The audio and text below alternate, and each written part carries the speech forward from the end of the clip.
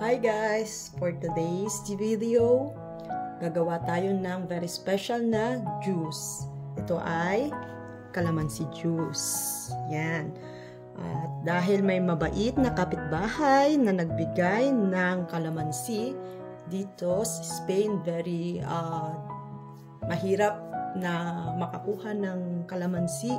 But dahil nga may mabait tayong kapitbahay, tayo ay nabigyan ng calamansi, kaya gawin natin ito ng juice. Let's started! So, hiwain muna natin siya, tapos i-strain natin mamaya para hindi masama yung buto. Okay? Very simple lang ating recipe for today's video. Isang juice na very healthy. At dahil winter dito sa bansang Spain ay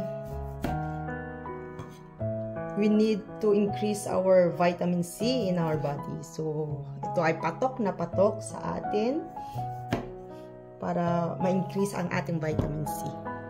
Ibigay lang natin siya one by one. Para hindi siya masama ang buto.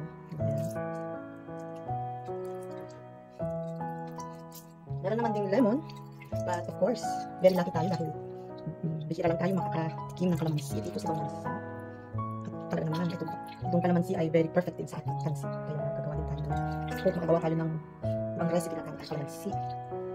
Ayan. So, pagka nakuha na natin lahat ng juice, saka natin isasalin sa ating serving glass. Okay. So, ito na nga ang ating juice. Konti lang siya pero I believe okay na yan. Saluhan na lang natin ng it's either cold water or depende po sa inyo. Okay, so ito na ang ating glass. Isalin na natin. Medyo madami-dami na rin. Tapos haluan na lang natin ng tubig. Hindi siya malamig kasi nga malamig ang panahon. Yan. Pag hindi mo naman siya hinaluan, naku po, sobrang maasim.